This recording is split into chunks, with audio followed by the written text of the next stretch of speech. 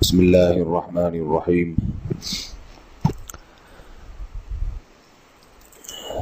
قرآن مجید میں اللہ تعالیٰ کا ارشاد ہے ادعوا ربکم تضرعا وخفیا،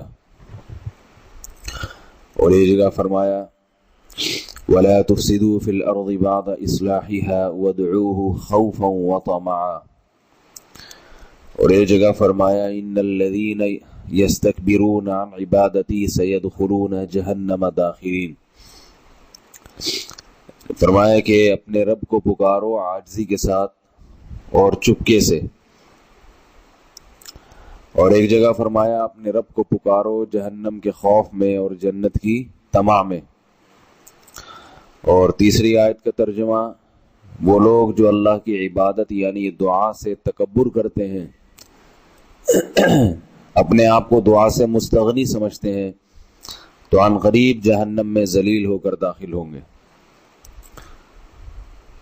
احادیث میں بھی دعا کی بہت فضیلت وارد ہوئی ہے۔ ایک ایسا عمل ہے دعا جس سے آج ہم غافل ہوتے چلے جا رہے ہیں۔ دعائیں پڑھی جاتی ہیں، مانگی نہیں جاتی۔ اجتماعی دعاؤں میں تو لوگ شرکت کر لیتے ہیں سال میں 1-2 دفعہ، لیکن خود سے تنہائی میں یا چپکے سے دعا مانگنے کی توفیق بہت کم لوگوں کو ملتی ہے۔ اس لیے ہمت کر کے 24 گھنٹے میں کم از کم 1 دفعہ خوب لمبی دعا مانگنی چاہیے، گڑ گڑا کے عاجزی کے ساتھ۔ یہ عبادت اللہ کو بہت زیادہ پسند ہے۔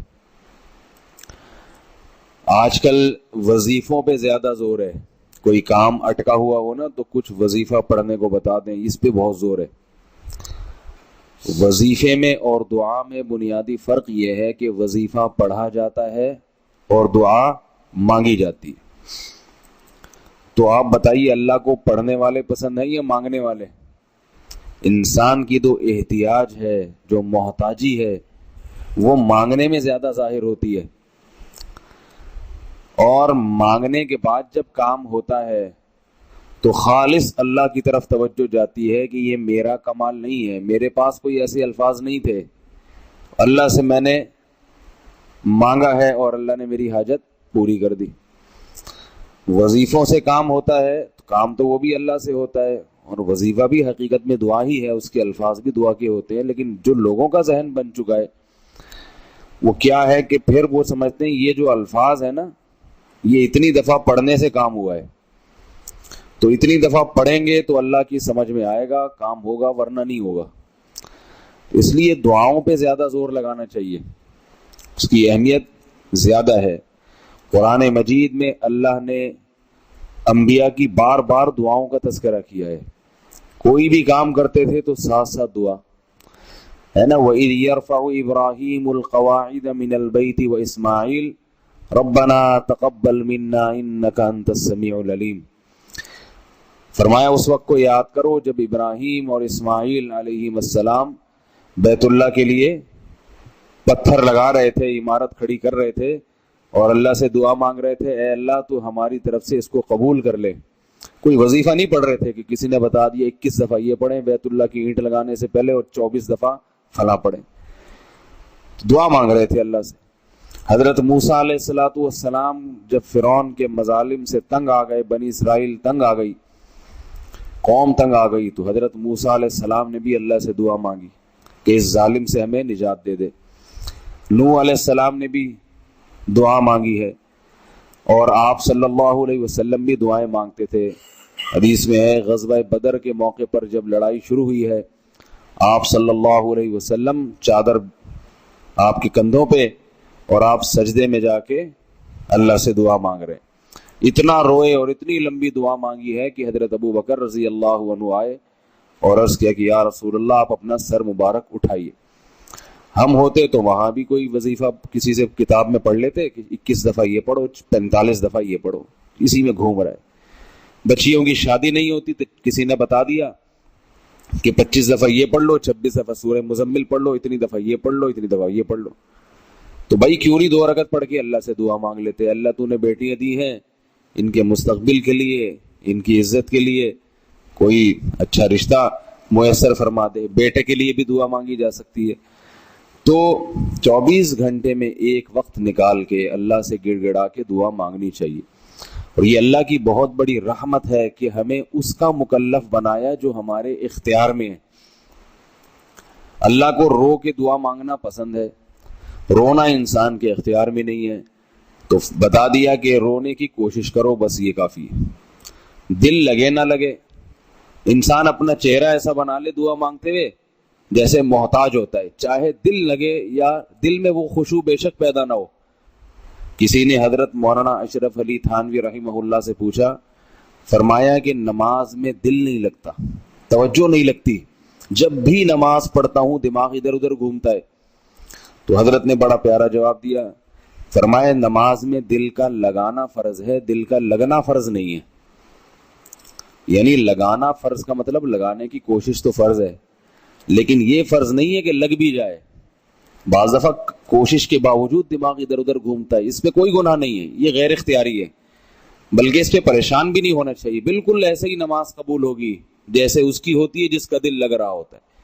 تو ایسے ہی میرے بھائی، جس کا دعا میں دل لگ رہا ہے جیسے اس کی دعا قبول ہوتی ہے تو اس کی بھی ایسے ہی قبول ہوتی ہے جس کا لگ نہیں رہا مگر پھر بھی لگانے کی کوشش کر رہا ہے. چاہے ساری دعا میں ایسا ہی ہو.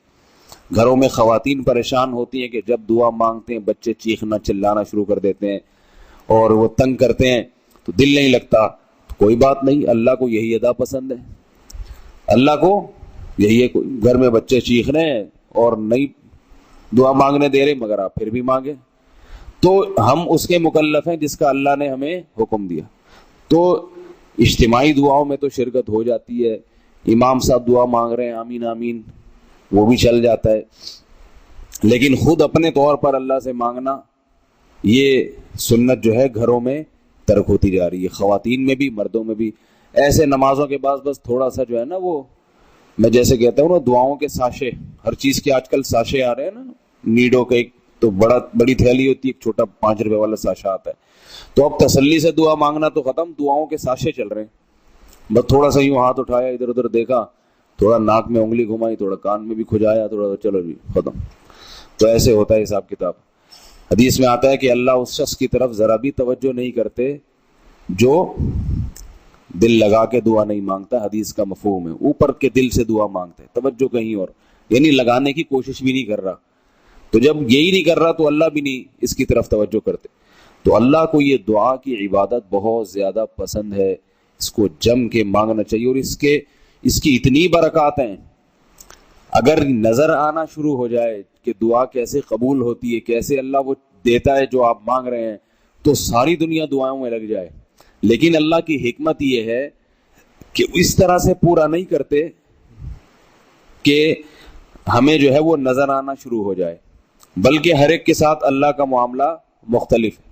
قبول ہوتی ہے، بعض دفعہ آپ کوئی چیز مانگتے ہیں وہ نہیں ملتی، مگر اس کے متبادل کوئی دوسری چیز مل جاتی ہے جو ہمیں پتہ نہیں ہوتا. اب ہم یہ سمجھ رہے ہیں کہ میں نے اللہ سے یہ مانگا تھا، یہ نہیں ملا، دعا قبول نہیں ہوئی، حالانکہ کوئی اور چیز اس کے عوض میں اللہ نے اس سے بہتر دے دی ہے. بعض دفعہ ایسے ہوتا ہے کہ کوئی چیز مانگتے ہیں وہ نہیں ملتی، لیکن اس کے بدلے میں کوئی مصیبت، آنے والی مصیبت ٹال دی جاتی ہے. تو ہم نے چونکہ نہ آنے والی مصیبت کو دیکھا، نہ اس کے ٹلنے کا ہمیں کیسے پتہ چلے گا، لیکن اللہ نے ٹال دی ہوتی. وہ حدیث میں آتا ہے، رسول اللہ صلی اللہ علیہ وسلم نے فرمایا، انسان کی دعائیں اس وقت تک قبول ہوتی رہتی ہیں یہاں تک کہ وہ یہ کہتا ہے کہ میں اللہ سے مانگتا ہوں مگر میری دعا قبول نہیں ہوتی. جب یہ کہہ دیتا ہے تو قبول ہونا بند ہو جاتی.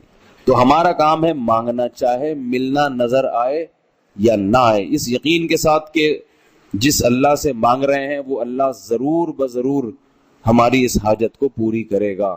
اور پھر اس کی عدالت میں ڈال دیا جائے معاملہ کہ وہ کیسے پوری کرتا ہے. اللہ تعالی ہم سب کو اس کی توفیق عطا فرمائے اور اس پہ پابندی کی توفیق عطا فرمائے. سبحانک اللہم و بحمدک، نشہد ان لا الہ الا انت، نستغفرک.